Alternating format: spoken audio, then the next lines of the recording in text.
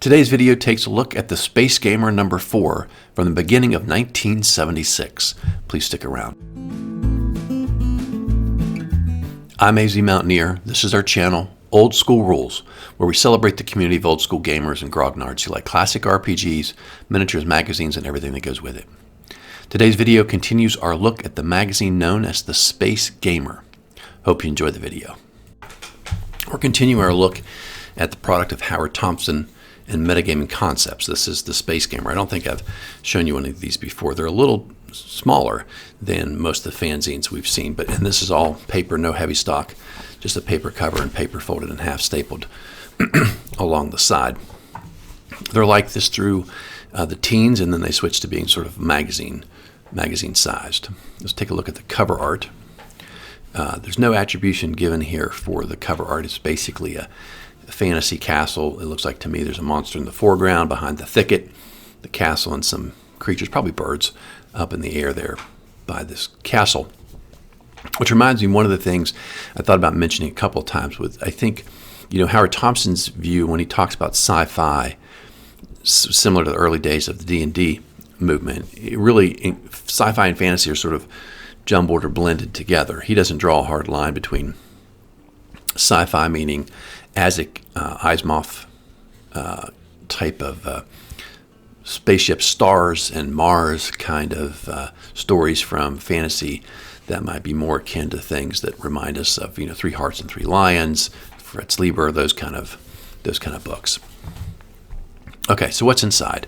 Quite a lot, actually, and as you see here from the list on the right, quite a lot of contribution. It's always been his goal to have a lot of outside contributors providing content, and you can see clearly here with this issue he has achieved that.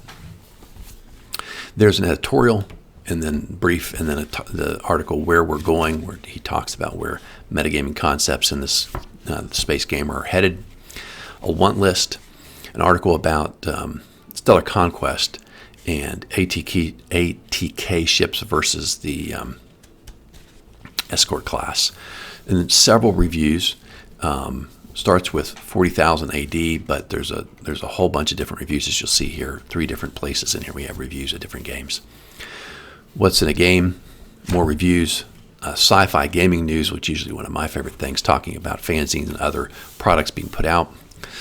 Some letters from the readers, the feedback survey on what people liked about the Space Gamer, more reviews, and then Eldon Tanish, which is the science fiction fantasy story that's been in here for quite a while. Howard Thompson is noted there is the primary person responsible as the editor of this fanzine, but then all these other people have made contributions. A lot of them have provided those in the form of reviews. Norman Howe, Neil Shapiro, Larry Pound, Avery Goodman, Rick Mataka, Glen Taylor, Scott Rusch, C.G. Mitchell, John Hricz, and then art by Winchell Chung, Jennell Jaquays, James Oliveto, and Kenneth Rahman, and we'll share that art with you as well. Okay, so first we have this editorial, and he talks about wanting to figure out exactly what, he says, the Space Gamer and metagaming is all about. The basic meaning of the unifying theme about what it is that they're trying to achieve or accomplish. And he says he's come up with 2 ideas that sort of seem common to the people that are interested in what he's doing. There's the science fiction aspect. He thinks people like the fascinating, the alternate reality. Like I said, he kind of blends that between spaceships and outer space type sci-fi or foreign, worlds, and fantasy that's happening right here on our own world or some other world. Without the spaceships, more of a medieval fantasy type of theme as well. It says people that like this kind of thing, they don't like being sort of held in by the reality around them. They like the creativity that's involved. And the other thing that they like is a sense of achievement. As he says, all games, even role-playing games like Dungeons & Dragons, contain this element of striving, of accomplishing something. And as he says, whether it's an obstacle, a challenge, whether you can win or not, there has to be something that you have to work at and overcome, preferably that you have some sense that your intelligence and your skill, rather than complete randomness, is what allows you to achieve that. So he says he don't really have a common label for what it is we're doing, but these are some thoughts about what it is we're doing, and he wanted to share those, and he looks forward to people writing in and maybe giving him their thoughts on helping him refine that concept.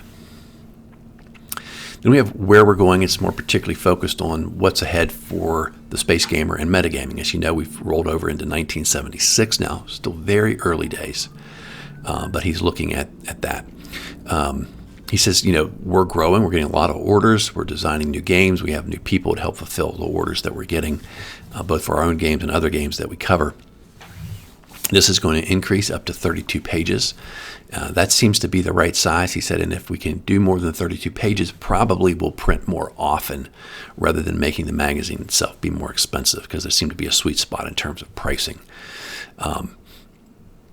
He continues to say they're sharing this magazine with people who contact them and say, hey, we'd really like to have an issue. A couple of things in particular he mentions. The game design contest that they were going to do, he said, has been canceled. Basically, we just didn't get enough interest from people. But please, if you have ideas for games, Metagaming Concepts wants to publish your games if they're good. So please send us your ideas and keep working on your own game. And then the second is this massive game they have an idea for called Hymenoptera, the Hive Society conflict game.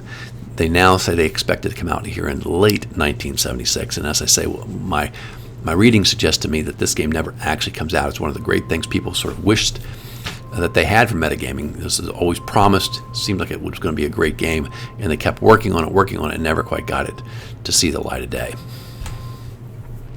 The want list, what can you send in to us? Artwork, and of course, like a lot of these places tell you in the printing process, thin line designs are best. A whole bunch of shading and so forth can be really hard to copy over in the printing process. Articles, send in your articles, different type of ideas, whether that's fiction or game design or game improvements. Those would be really helpful.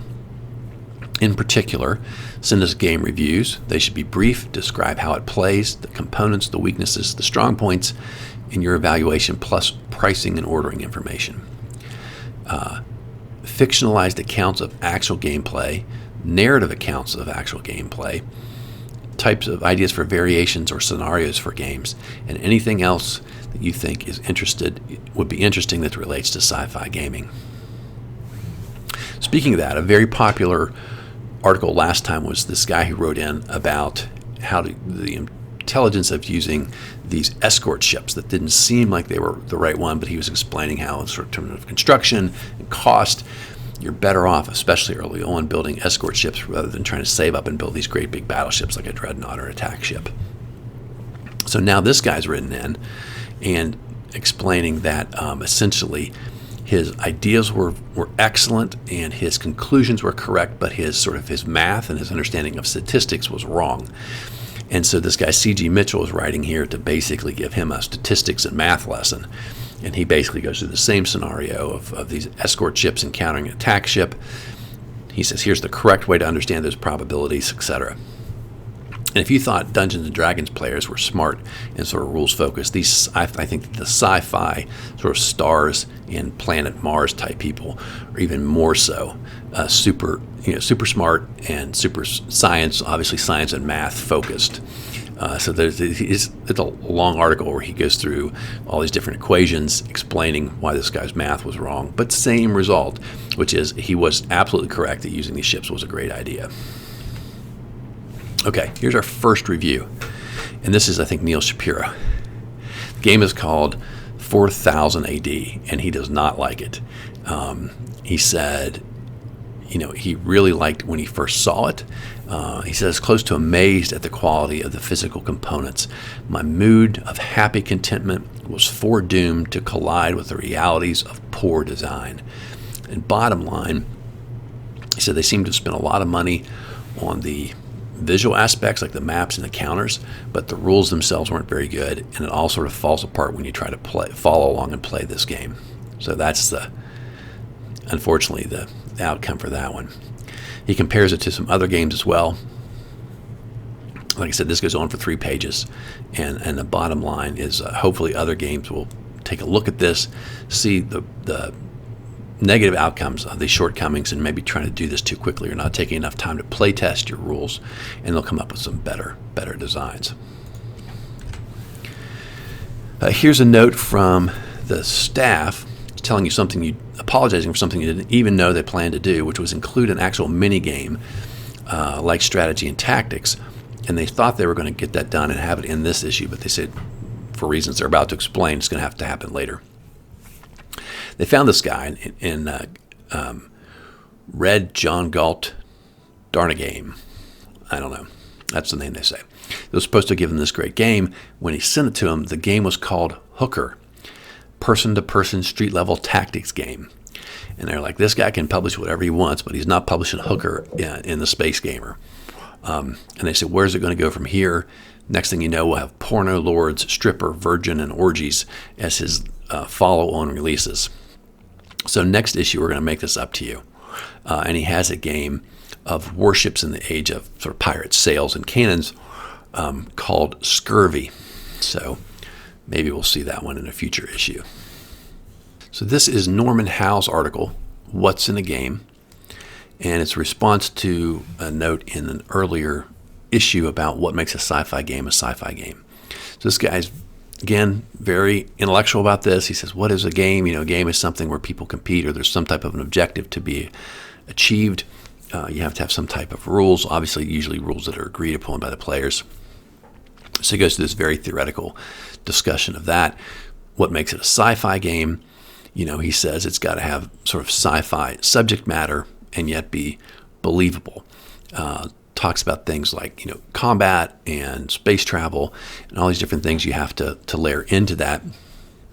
As he says, one of the real challenges for sci-fi is, unlike, say, Napoleonics, there is no history that we already both know that we should be able to agree upon. So the first thing a game designer has to do is create a sci-fi universe, everything about that universe, and then he has to make it different than the world we live in to some degree, or wouldn't be sci-fi, it'd be reality-based. But all the rules, both of sort of science and the game, have to make sense within that universe. So that's sort of the challenge of that. So that's his view and or suggestion of how to think about games and sci-fi games. Next, we have some reviews here. So this is Larry Pound talking about Tunnels and Trolls. It's the second time we've had a review of that in here. He liked it quite a bit. Excellent game. Says the rules are clear. The printing's good. The illustrations are good. And the price tag is just right because, if you recall, it's quite cheaper than Dungeons & Dragons. PFS ripoff versus the Super MB. This is a Stellar Conquest article from Avery Goodman. And the PFS is the planetary force screen, I believe. And you can put that in, as you develop your technology, you can put this around your planet and basically completely protect it. Unless you're using some alternate rules people have talked about where you have this like level 4 technology that can destroy that, or you have some other rule, because he says you end up with all these planets basically just locked down and completely protected. One is he says he has a rule where you can't put those around all your planets, maybe even only just one planet at a time, and so you'd have to decide strategically which planet to have build and operate that. And you just basically just make that the rule to limit that. And of course, you could have alternate rules where there's some type of technology that can overcome that screen, and basically whether it's mutual self-destruction where the starships blow themselves and the planet up at the same time, or some other way that you can shut those things down so that you don't end up with just planet after planet essentially completely protected all the way through the end game. Here's one of my favorite sections, which is the sci-fi gaming news and plugs. So we'll take a closer look at that. Texas A&M has a war game convention. They're going to hold there in Texas, and as they say, from my friends that run the North Texas RPG Con, here's way back in the day. They say there are not many cons in Texas. Here's your chance to play some games in the Lone Star State. Diplomacy, D&D, Empire of the Petal Throne, etc. Next, we have information on a fanzine. This was new news to me. There's a fanzine called the Crystallion, formerly the Palantir. I did some fanzine videos looking at the Palantir already, and so I did not realize there was a successor magazine, and so I'm already starting to look to see if I can track down some of these successor magazines. He had a copy. It says it's about 24 pages long. Fantasy games, D&D miniatures, some fantasy fiction magazine reviews, including apparently one of the Space Gamer. So I got a new fanzine to try and find. Lou Pulsifer, has turned over the Supernova right to Flying Buffalo and Rick Loomis, and they're now publishing that magazine. Michicon 5, the Metro Detroit Gamers, holding their eighth convention, but only called Michicon 5. We'll have all types of war games, D&D, Empire of the Petal Throne, one of the better conventions around. D&D enthusiasts shouldn't miss out on the November issue of the American Wargamer, where someone, Glenn Blackow, has created a new D&D monster called the Scientologist. As he says, and now we're going to have a whole bunch of new monster/NPCs created, like rednecks, libbers, SDSs, ERs, etc. And then an update for Starguard, the tactical infantry game put out by McEwen Miniatures. I guess some people had made some orders. There were delays because they decided to redo or update the rules, and so that caused a delay. But now those rules are those are out. Diplomacy. Lou Pulsford now is releasing some diplomacy variants to involve sci-fi or fantasy. I think if I read this correctly, things that were previously in Supernova, and you can get those directly from him. And then Glen Taylor has a space war game called Prelude to Armageddon. And finally, they mention a magazine put out by the folks at Tactical Studies Rules called The Strategic Review. And it has now gone to bi-monthly, and they mentioned that Tim Kask is now the lead editor on that magazine/fanzine. Okay, letters. As you can see here, quite a long letter section this month, or this quarter. The first guy writes in here to just talk about how much he's enjoying the Space Gamer, and now as a subscriber, how much he liked the articles, especially said, issue number 3 had a lot of really great articles in it, and he really likes the direction that this is going.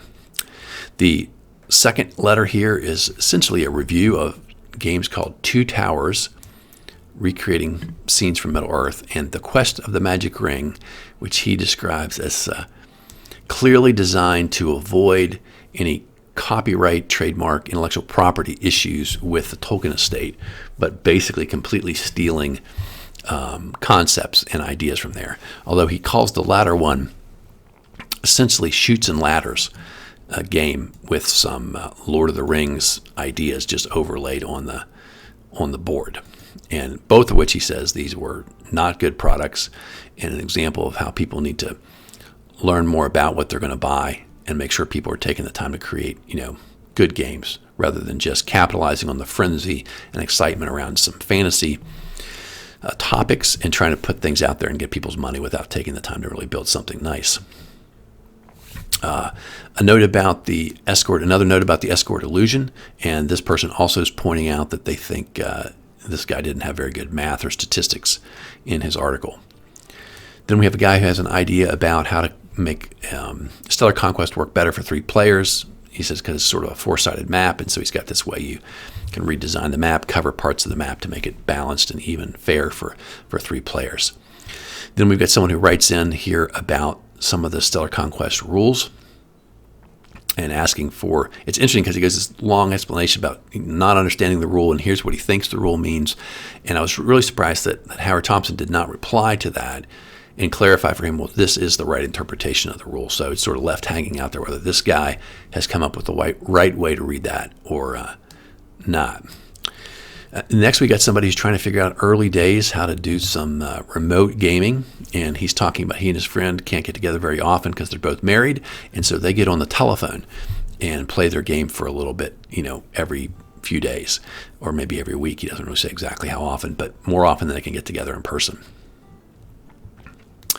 Then the next guy says how much he likes their products, but they're in these Ziploc bags. That's how they often produce them because it was cheaper, and he really wants them to provide boxes. And he said he took an SBI box, and now he puts his Metagaming Concepts stuff in that box to keep it better protected. And he says maybe you could buy their overstock of just their empty boxes and sell just empty boxes from SBI or Avalon Hill, and I would buy them to put your gaming stuff inside of them if you don't want to have to, I guess, pay or create your own boxes.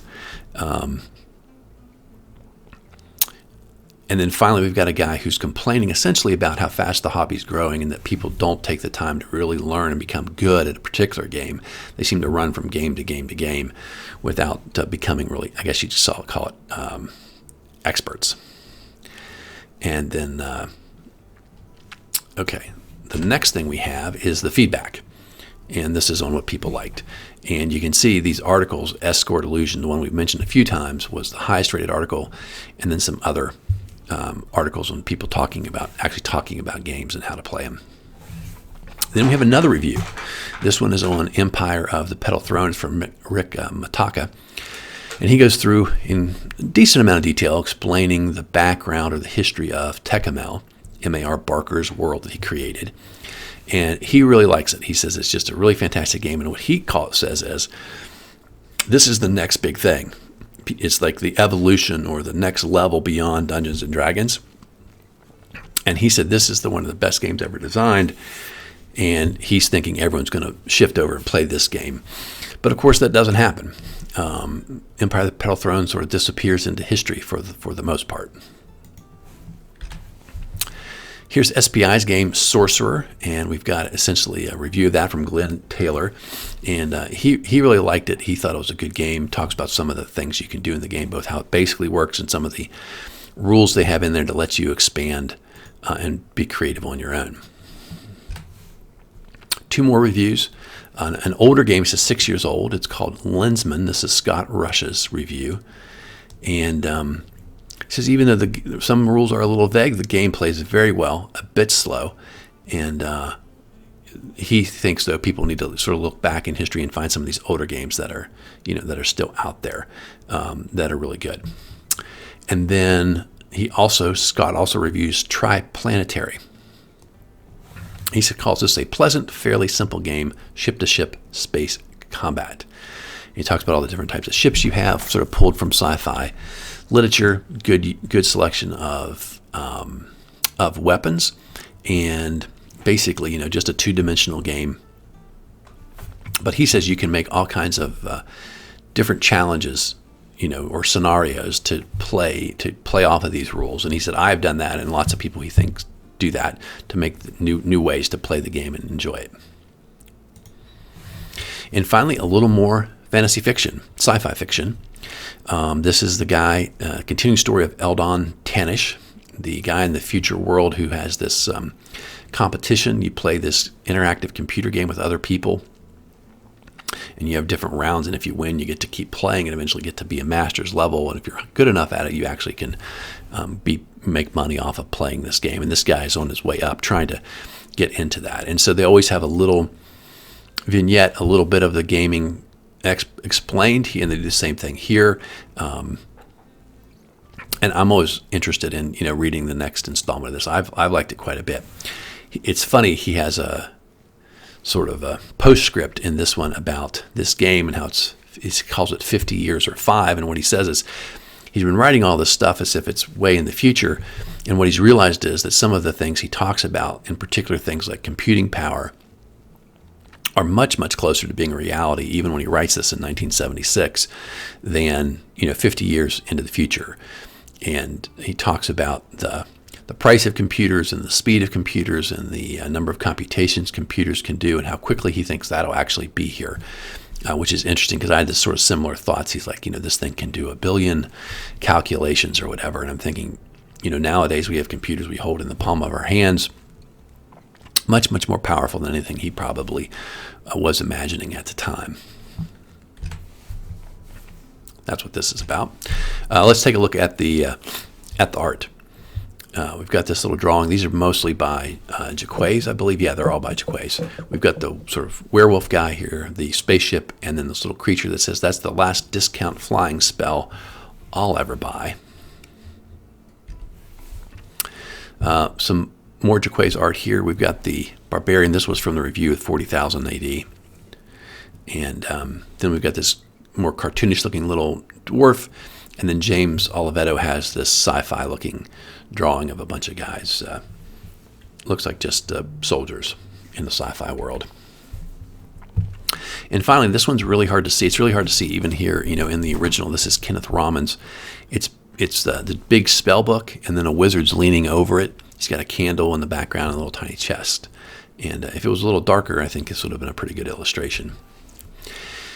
And then finally, Winchell Chung has another drawing. This, as I've come to learn, is a dreadnought from Stellar Conquest doing battle. And finally, on the back cover, Kenneth Rahman has this scene of some knights on horseback. And then on the, that's the inside back cover, and this is the actual back cover, which is John, here's Hritz's spaceship coming up near a planet. That's our look at the Space Gamer number 4, again from 1976. I think these have been kind of interesting, and as I said, while they call it the Space Gamer, their outlook really is very much sci-fi and fantasy are all sort of open season as far as they're concerned in terms of these games. Hope you guys enjoyed today's video. I hope you're enjoying this series, and I hope you're subscribed. If you have friends who might enjoy our content, please send them our way. Hopefully they will be subscribers as well. Have yourself a great day. Until next time, my friends, keep rolling 20s.